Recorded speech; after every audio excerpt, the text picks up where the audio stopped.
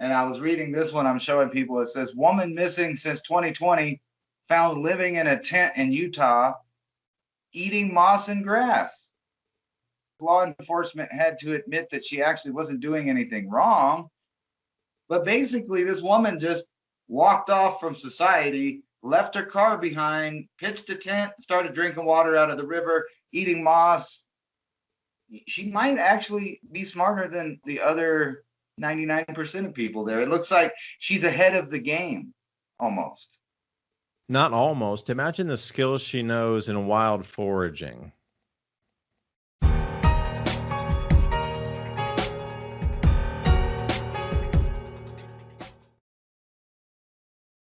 Investors could still see some of the strongest price action in gold this year, according to Wells Fargo, which sees signs of a developing rally.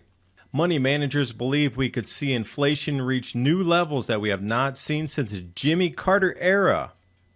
For centuries, investors around the globe have turned to gold in times of economic uncertainty. Gold supplies have flipped from excessive to deficient, and such times in the past have sparked some of gold's strongest price rallies, unquote. Patriot Gold Group has the No Fee for Life IRA, where your IRA or 401k can be in physical gold and silver, and you may be eligible for the No Fee for Life IRA. So go ahead and give the folks at Patriot Gold Group a call to discuss physical gold and silver. And the knowledge that Patriot Gold Group is Consumer Affairs' top-rated gold IRA dealer 5 years in a row from 2016 until present. Click the link in the description box below for more information. And now on with the video. The smoke is clearing. The fog seems to be burning off at the moment where it's so clear to see. You see, leaders are riding on top of the natural cycle of change anyway, where the fog is lifted to almost every individual on this planet is seeing the fiction in front of them. But now they're going to reframe it as the Great Reset. We need to change this. Suddenly they care. For 400 years of burning people at the stake, and they suddenly care. I mean, it makes no sense any longer. Except the frequency field's changing. And if they can distract you long enough. We're distracted from birth, it seems. I think that's why they always want to go after children with education. You know, the farming thing, every time I go out to my garden, I'm sitting there thinking, you know, why how come when I went to kindergarten, they didn't teach me genetics and all of that stuff that goes along with learning plants? Like, so I'm sitting out there at nighttime and I'm talking to my son about, you know, what this is for and what that's for. And we're looking at all these little bugs that are coming up. And I was telling him, you know, how you make hybrids, like we got this kind of squash and that kind of squash and this kind of squash over there. But there's really no telling what kind of squash we're going to get by the end of the year, because the bees and everything are, you know, going back and forth between them, hybridizing things. And you would think that that would be this place in kindergarten to teach people how to feed themselves, and at the same time introduce them to big ideas when they're only 5 or 6 years old, like genetics and all of those other sciences, you know, that you would need to just survive on your own. That's what you should be learning in kindergarten. By the time you're in 6th grade, you should be learning how to deal with economics and how to purchase land for yourself so you could grow said food. But that's a reality we just don't live in. But I think that we could make that reality. It's like you were saying, the power of no. You also have the power of leading by example. And I think that sooner or later, people are going to get why all the corporations are busy buying up all the farmland, and everybody that has land is trying to farm it. It's not a joke. And in my opinion, like I said, there's going to be a big population reduction just on a natural course. And then you got to add all of this other stuff in. And it seems like it was just too perfectly in line in timing. You know, our economy, population, the idea of all of these genetic revelations, you might want to call it, at the same time as going into a natural period where we may or may not have some bad times ahead if we're not careful, or depending on where you live. Let's step back into kindergarten for a second. They gave us a teaser. They gave you magnets in kindergarten. Do you remember magnets, and you used to play with them on the table and get in trouble for making sounds when teachers were talking? Nobody gets in trouble anymore. But back in the day, when you would get in trouble for distracting a class, Remember when they had magnets and they gave them to you and you pushed them and you had fun and one little one pushed the other one away and you could like scrape it down, make it move down the table and everything. That was the freedom to electricity, because magnetic motors, not electrogravitics, something completely different, but magnetic motors were right at your cusp. Think about taking that child's fascination with a magnetic field, pushing a magnet and bouncing it across the desk as it repelled, and then scaled that up with neodymium magnets, and then all these kids would have invented these magnetic motors that created electricity by two magnetic fields pushing, again, the same thing, opposite rotating disks. Why would Tesla on that with the electrogravitics and free energy, floating fields off weightlessness, but at the same time, when you use magnets to spin opposite disks, you can create electricity off of that. So what is it about these magnets? That's this whole thing about opposite rotational disk creates electricity. Can you imagine implanting that into school children at the age of kindergarten and saying, develop a motor that runs on these magnets? I think that it's probably been done millions of times already. And like I was saying earlier, with disruptive technology, anytime anybody makes a breakthrough that obviously will make humans more free in some way, you will get the midnight knock. And I think that goes way back. And I think it's not even, it's just whatever authoritarian group's in charge. Because, for example, you can go back in time 3,500 years ago. I forgot the guy's name, but there was a little steam motor, and both ends, it would blow steam out and it would sit there and spin. The guy was one gear away from the Industrial Revolution, but we waited another 3,500 years. It's almost like somebody went in there and, just made sure that nothing progressed with that. Anytime anybody comes up with something that removes other humans or entities' power from the individual, that's exactly when you meet the most force. And I think that explains exactly why you get so much grief, even from regular people, about, look, well, I'm over here preparing, I'm working, I'm creating, and say nothing ever happened. You could sit there at 90 years old looking at your orchard that's grown super giant and all of the work you've done, and just sit there and feel, what do you call that?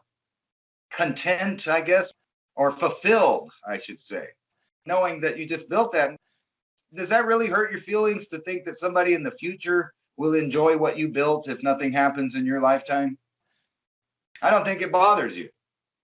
I am so grateful and so happy and so thankful and so fulfilled every day that I'm working on my land and planting anything that's going to bring something for me to eat or bring happiness to somebody else who's going to go, wow, I can't believe you made that. You grew this salad that we're eating tonight. Wow, that's amazing. I'm going off on a little rant here, but Gainura, speaking of superfoods, I'm going to list a couple superfoods here that are pretty easy to grow. So one of these I have right now, and you hit me on the genetics here. So I have this thing called Gainura, which is an Indian superfood. It's an Indian Malabar spinach, which has incredible contents of vitamins, minerals. It's super off the chart, way right up at the very top with spirulina algae, but in a vegetable leaf plant form. And you don't need to powderize it. You can cut it at the stem and then cook it fresh. It's called Gainura, Gynura. I'll spell it again, Gynura. Now, I have a bunch of Gainura out there, and they're all coming to seed right now. And it's what's interesting is they're all coming to a very tight, compact yellow seed. So what I'm going to do is wait for all of them to go to seed, and then I'm going to choose the tallest, healthiest, girthiest, strongest one and collect those seeds. And the other seeds, I'll still keep them, but the ones I'm going to pinpoint to try to replant in the greenhouse are going to be the ones with the strongest, like the bodybuilder type, like girthiest leaves and the strongest growing, largest plant, because we planted all these at the same time. And they're super incredible, easy. I mean, this is one of the easiest plants ever to grow, ever. All you have to do is when it comes out into a larger plant, cut a stem off of it, and it's pretty supple. It's like really thick basil. Stick it in the ground, and it'll grow another one. I want entire fields of this stuff. This is superfood beyond superfood. In the Vedic texts, they talk about this as some sort of extract that grams of this could keep you alive during famine. That's how powerful this is, that it comes from Indian Vedic text. Now, this is something you want to grow in your garden that's available.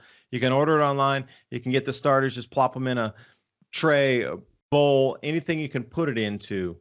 Pot, plant it in your garden because this thing spreads pretty well and it grows incredibly. It likes full sun, but it is the easiest plant ever. If you want to start with something where you're not going to make a lot of mistakes, like windsap apples is a good one if you're going to put an orchard out, because windsap's pretty much 100% here, at least in East Tennessee. You put windsap apples out, bam, you're going to get a harvest off them. And if I'm going to ramble for a second, Moringa oleifera, Moringa. Now, this is more of a greenhouse thing in Tennessee because it gets too cold in the winter, because it will kill the root in the winter. It gets too cold up here. But if you're down in Florida, southern Texas, bordering Mexico, except maybe for this year, it got too cold. It would have killed the roots. I mean, there's some super freezes down for super deep this year in the southern parts. So are we at the cusp of the changes where we're really coming into the grand solar minimum, where a lot of agriculture will be lost, where we're going to need to move an enormous amount of your superfoods into greenhouses? Because think about the food shortages. What are you really short on in a food short? You're short on the vitamins and the minerals and the micronutrients. That's what's keeping your body functioning. Those different nucleic acids running around your body. That's what you're lacking. Spirulina algae, that's super easy to buy. Now, if you had Moringa oleifera and you had Gynora, spirulina algae, I mean, you could live pretty much just eating powdered plant all the time with some protein mixed in. Now, are you talking, is there any specific one you're talking about? Because I was showing on screen here, there's like, I don't know, 20 or 30 different ones. It says Hong Fing Kai from Taiwan. It's Kinji So in Japan, or Okinawa spinach. I mean, like, there's like 20 different kinds. The one they're showing is like purple, green, and with little yellow flower or orange flowers. Yeah, there's different types. So the main ones you're going to get are the very dense purplish ones that have the purple fibers coming on. I found that really incredibly difficult to grow. I mean, we grew it, but it grew slow and it was easy to overwater and it would just start rotting. So the ones that are purple are the most difficult. But when you come, there's a couple other varieties. There's more of a darker green, and then you get into the really light green.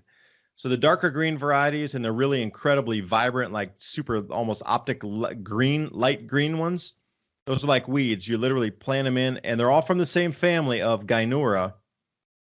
I personally go into the middle range of the darker green because it's got a lot of things as you think super dark. So think about kales, and you think about algae, and that kind of denseness of the greens inside there. Mustard leaf, any kind of these dense greens that have an enormous amount of vitamin C and then different micronutrients and microminerals inside there. That's what that Gynora plant represents. And Moringa, I'll say the last thing, Moringa oleifera, in Chinese, it's called La Mu, which means spicy tree. It is true. If you take off the leaves, it is incredibly bitter, not bitter, but it's spicy, a little bit sweet to the taste, but it's more like, let's say, Japanese wasabi mixed with sugar if you eat it straight off the tree. But as soon as you stir fry it, that spiciness bite goes away and it turns to 100%.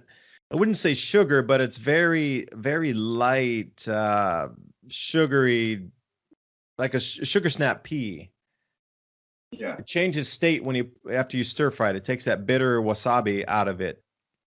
If you can grow any of these and you have a way to make people healthy through diet, and if people are getting sick from scurvy and all these kind of things because they're not eating the right food, because they're eating canned food for year after year, and that's all they're surviving on is restorable foods with no fresh vegetable mixed in, and you're going to bring in some of these powders that are going to be superfoods on top, almost every that they have will just instantly disappear because they're getting the micronutrients they need again. They're getting the minerals and the vitamins they need again. I wanted to know your opinion on this, is because you were kind of talking about these weird stories seem to just pop out like they're being generated to send people down a certain thought process. And I was reading this one, I'm showing people, it says, woman missing since 2020, found living in a tent in Utah, eating moss and grass. There is a good part of the story because law enforcement had to admit that she actually wasn't doing anything wrong. But basically, this woman just walked off from society, left her car behind, pitched a tent, started drinking water out of the river, eating moss. She might actually be smarter than the other 99% of people there. It looks like she's ahead of the game almost. Not almost. Imagine the skills she knows in wild foraging. How to filter water. I mean, water is the most important thing. We could go a few days more without eating, but if it comes down to it, how many out there listening understand how to take water from any source and then filter it to a drinkable state that won't get you sick with giardia or some kind of other amoebas or bacteria inside there that are going to ruin your gut and take you down to the point of death?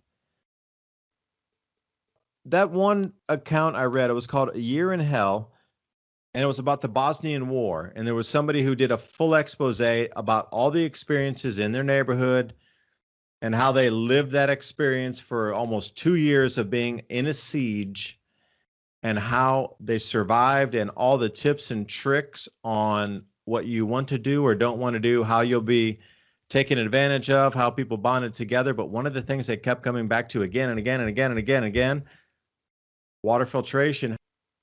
Because in the beginning, after the first 3 or 4 days, that river became unusable because everybody was using the bathroom in the river, because they realized within a week that they couldn't use their toilets anymore.